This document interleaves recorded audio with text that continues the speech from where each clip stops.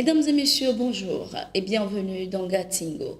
L'ancien président kenyan Uhuru Kenyatta, facilitateur du processus de Nairobi pour le retour de la paix dans l'est de la République démocratique du Congo, a appelé ce 25 janvier 2023 à l'apaisement entre le Congo et le Rwanda.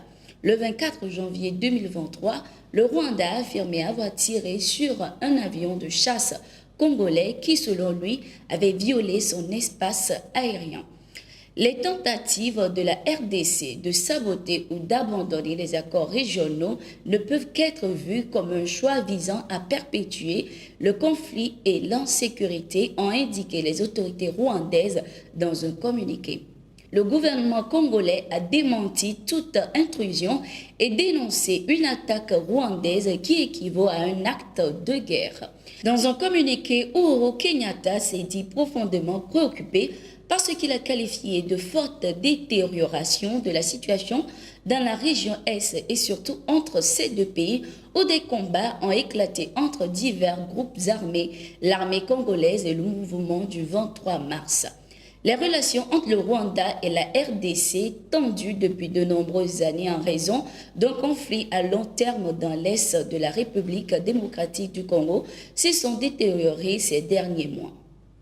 La Fédération internationale des droits de l'homme, FIDH, réclame l'ouverture d'une enquête aux autorités rwandaises concernant la mort du journaliste John William Ntwali dans un accident de circulation. C'est une personnalité qui était menacée, qui ne se sentait pas en sécurité, a souligné Julia Dublé, responsable adjointe du bureau Afrique de la FIDH au micro de nos confrères de la Radio France Internationale, RFI. Rédacteur en chef du journal des chroniques et reconnu pour ses critiques à l'endroit du régime en place au Rwanda, John William Ntwali a été percuté par une voiture sur la moto où il se trouvait en tant que passager le 18 janvier 2023.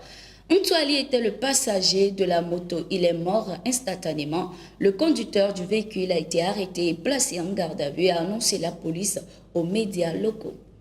Nombreux soupçonnent un meurtre maquillé. L'ONG Human Rights Watch, HRW, évoque pour sa part des circonstances suspectes. John William Ntwali a souvent été le seul journaliste qui a osé faire des reportages sur des questions de persécution et de répression politique.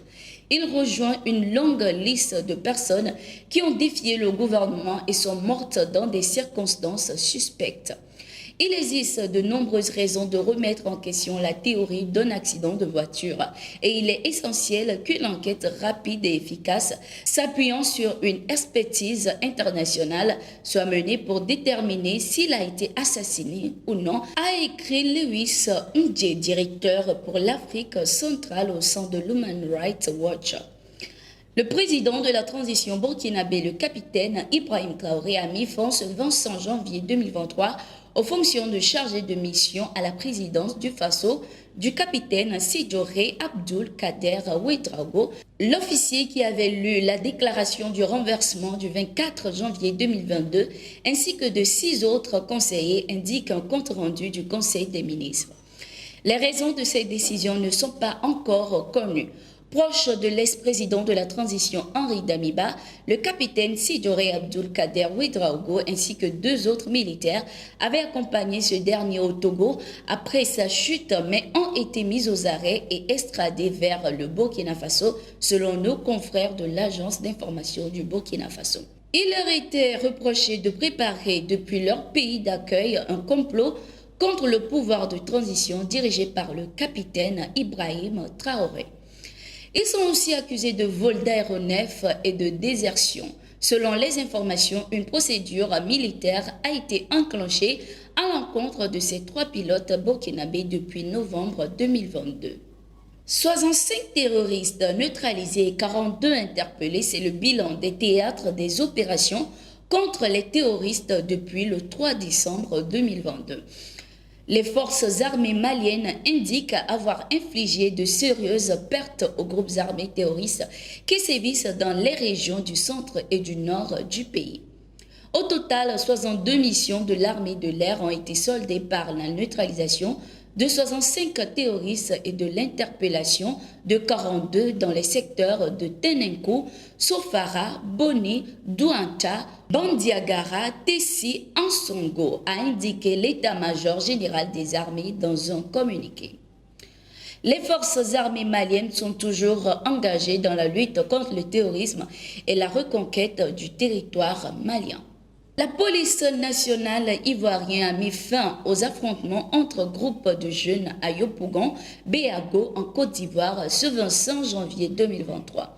Ces violences ont eu lieu depuis des jours dans des coins de la commune avec des armes blanches pouvant ôter la vie à des citoyens. 8 individus ont été interpellés et plusieurs armes blanches saisies.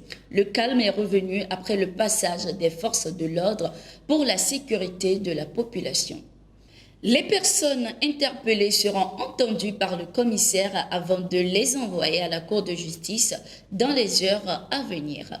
Merci d'être resté avec nous, c'est la fin de ce numéro de Gatingo. Abonnez-vous à nos plateformes pour ne rien manquer de l'actualité sur le continent. Nous sommes aussi en continu sur notre site d'information, le www.africa.com.